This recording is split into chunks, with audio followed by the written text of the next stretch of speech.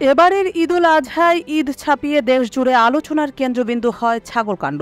দিন যত গড়াচ্ছে ততই যেন এক এক করে থলের বিড়াল বেরিয়ে আসছে।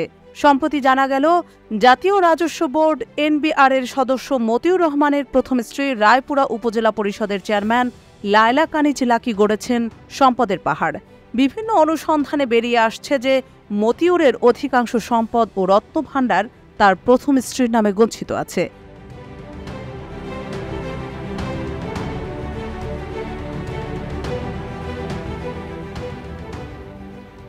মূলত আলোচিত সমালোচিত সাদিক অ্যাগ্রো থেকে ১৫ লাখ টাকায় এক তরুণের ছাগল ক্রয় নিয়ে সামাজিক যোগাযোগ মাধ্যমে তোলপাড় শুরু হয়।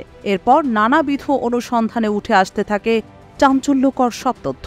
প্রথমে জানা যায় ওই তরুণ এনবিআর এর সদস্য মতিউর রহমানের ছেলে। পরবর্তীতে বিষয়টি গণমাধ্যমে প্রচারিত হলে বেরিয়ে আসে মতিউর রহমান ও তার পরিবারের সদস্যদের নামে থাকা একের পর এক সম্পদের তথ্য। এখনো পর্যন্ত তার দুই স্ত্রীর সন্তান, ভাই বোন সহ নিকটজনদের নামে ৬ জেলার জমি, ফ্ল্যাট, শিল্প প্রতিষ্ঠান, রিসোর্ট সহ নানা সম্পত্তির খোঁজ পাওয়া গেছে। এর বাইরে পুঁজিবাজারেও তার বিনিয়োগ রয়েছে। সবচেয়ে বেশি সাড়া জাগিয়েছে তার প্রথম স্ত্রীর নামে থাকা বিপুল পরিমাণ সম্পদ। আলোচিত ওই কর্মকর্তা ও তার স্বজনদের নামে থাকা এখনো পর্যন্ত ৬৫ বিঘা বা ২,১৪৫ শতাংশ জমি, ৮টি ফ্ল্যাট, ২টি রিসোর্ট ও পিকনিক স্পট এবং ২টি শিল্প প্রতিষ্ঠানের তথ্য পাওয়া গেছে। এর মধ্যে সবচেয়ে বেশি সম্পত্তি তার প্রথম স্ত্রী লায়লা কানিজের নামে। তার নামে প্রায় ২৮ বিঘা জমি ও ৫টি ফ্ল্যাট রয়েছে। এর মধ্যে ঢাকার মিরপুরে একটি ভবনেই রয়েছে ৪টি ফ্ল্যাট। প্রাক্তন কলেজ শিক্ষিকা লায়লা কানিজ বর্তমানে নরসিংদীর রায়পুরা উপজেলা পরিষদের চেয়ারম্যান হওয়ার পাশাপাশি জেলা আওয়ামী লীগের ত্রাণ ও সমাজ কল্যাণ বিষয়ক সম্পাদক। লায়লা কানিজ নির্বাচন কমিশনে দেওয়া হলফনামায় নিজের নামে ঢাকা, গাজীপুর, নরসিংদী, যশোর ও নাটোরে মোট ৮৪৮.33 শতাংশ বা ২৫.৭০ বিঘা জমি থাকার কথা উল্লেখ করেছেন।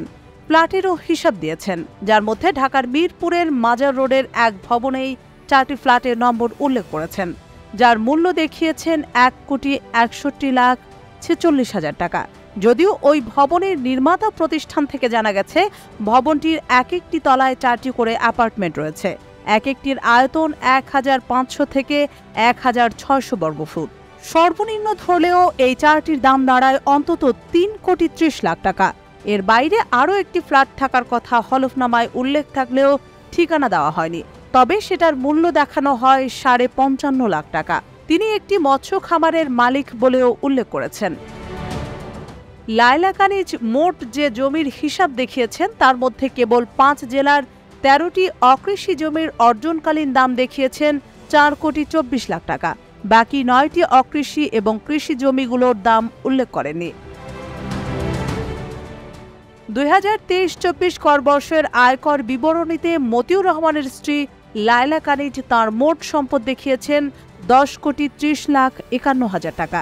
তার হাতে এবং ব্যাংকে নগদ ৩,৫৬,০০,০০০ টাকা আছে বলে উল্লেখ করেছেন। পুঁজিবাজারের শেয়ার বিক্রি করে ১,৬৮,৯৩,০০০ টাকা মুনাফার কথাও উল্লেখ করেছেন। আরও অবাক করা বিষয় হলো, নির্বাচনের হলফনামায় লায়লা কানিজ তাঁর পেশা হিসেবে উল্লেখ করেছেন ব্যবসা। নিয়ম অনুযায়ী হলফনামায় প্রার্থীর স্বামী বা স্ত্রীর সম্পদের বিবরণও দিতে হয়, কিন্তু লায়লা কানিজ স্বামীর নাম উল্লেখ না করে বাবার নাম উল্লেখ করেছেন।